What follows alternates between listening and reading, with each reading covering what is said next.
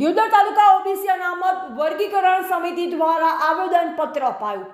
દિયોદર તાલુકા OBC અનામત વર્ગીકરણ સમિતિ દ્વારા ગુજરાતમાં ઓબીસી વર્ગીકરણ અમલમાં આવે તે બાબતે આવેદનપત્ર આપવામાં આવ્યું। ગુજરાતમાં કુલ 146 સમુદાયો ઓબીસી શ્રેણીમાં આવે છે, પરંતુ માત્ર 20 એવા સામાજિક, શૈક્ષણિક અને આર્થિક રીતે સમૃદ્ધ સમાજો જ તેનો લાભ લે છે।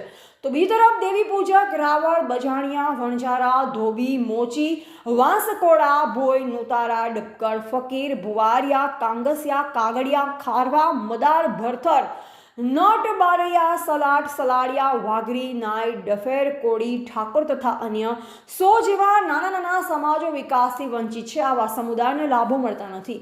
આ તફાવત દૂર કરવા ઓબીસી વર્ગીકરણ તાત્કાલિક અમલમાં થવું જરૂરી છે। સુપ્રીમ કોર્ટના 1992ના ઇન્દિરા સહાનીનો ઐતિહાસિક ચુકાદા પ્રમાણે ઓબીસી વર્ગીકરણ બંધારણીય છે। ભારતના અન્ય રાજ્યો જેમ કે મહારાષ્ટ્ર, હરિયાણા, બિહાર, આંધ્રપ્રદેશ, કર્ણાટક, તેલંગાણા, તમિલનાડુ, કેરળ આ બધા જ રાજ્યોમાં ઓબીસી અનામત વર્ગીકરણ વર્ષોથી અમલમાં છે।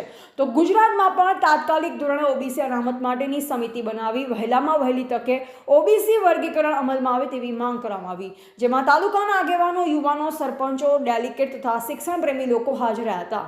બ્યુરો રિપોર્ટ અનુપ ઠાકોર, ક્ષત્રિય જ્યોત ન્યૂઝ, દિયોદર। સમગ્ર ગુજરાતની અંદર આજે ઓબીસી વર્ગીકરણ સમિતિનું કામ ચાલી રહ્યું છે, જેના સંચાલન ગાંધીનગરથી તારક ઠાકોર ગાંધીનગર કરી રહ્યા છે।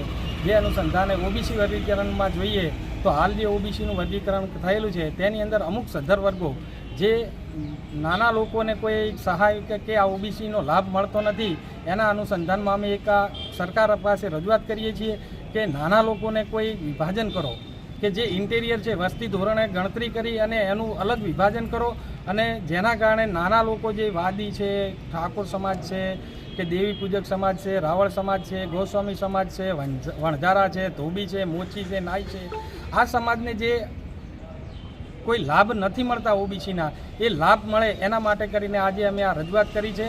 અને ગુજરાતની અંદર કુલ 146 સમુદાયો છે ઓબીસીમાં, જેમાંથી વર્ગીકરણ કરી અને અમુક ભાગ નાના લોકો માટે ફાળવવામાં આવે તે માટે અમે આજે પ્રાંત દિયોદરશ્રી અને મામલતદાર દિયોદરશ્રી, વિધાનસભાના ધારાસભ્યશ્રી કેસાજી ચૌહાણને આજે આવેદનપત્ર આપી અમારી રજૂઆત કરી છે કે સરકારમાં આની રજૂઆત કરો અને ઓબીસીનું વર્ગીકરણ થાય। ગુજરાતની અંદર ઓબીસી અનામત વર્ગીકરણ સમિતિ દ્વારા આજે નાયબ કલેક્ટર સાહેબશ્રીને આવેદનપત્ર આપ્યું છે, માનનીય શ્રી મામલતદાર સાહેબશ્રીને આવેદનપત્ર આપ્યું છે અને માનશ્રી મારા ધારાસભ્ય શ્રી કેસાજી ચૌહાણ સાહેબને આવેદનપત્ર આપ્યું છે।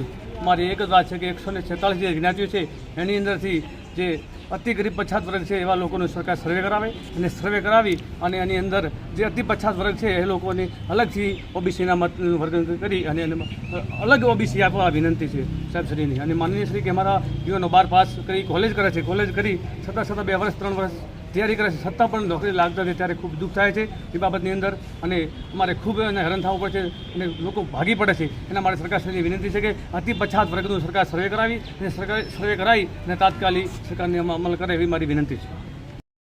ઓબીસી વર્ગીકરણ સમિતિ છે એના દ્વારા અમે આજે દિયોદર તાલુકા ઓબીસી વર્ગીકરણ સમિતિ દ્વારા જે ગુજરાતમાં જે અતિ પછાત સમાજો છે એમના દ્વારા એમના માટે એમની માગને લઈને આવેદનપત્ર આજે મામલતદાર સાહેબ, પ્રાંત સાહેબ અને ધારાસભ્ય સાહેબશ્રીને આપ્યું છે। એમાં એવું છે કે ઓબીસી વર્ગીકરણ દરેક રાજ્યોની અંદર આખા દેશના 12 રાજ્યોની અંદર ઓબીસી વર્ગીકરણ શક્ય છે। જેમ કે ઓબીસી વર્ગીકરણ અતિ પછાત જે સમાજો છે એમના માટે અને જે સદ્ધર સમાજો છે એમાં દરેક રાજ્યની અંદર 2 ભાગ છે, એવા ગુજરાતની અંદર પણ ઓબીસી સમાજના 2 ભાગ પડે અને અતિ પછાત સમાજો છે આજથી વર્ષોથી કોઈ સરકારશ્રીનો કોઈ લાભ લીધો નથી, એવા લાભો મળે અને નોકરીમાં બી પછાત છે તો નોકરીમાં બી લાભો મળે એના માટે અમે આવેદનપત્ર આજે આપ્યું છે।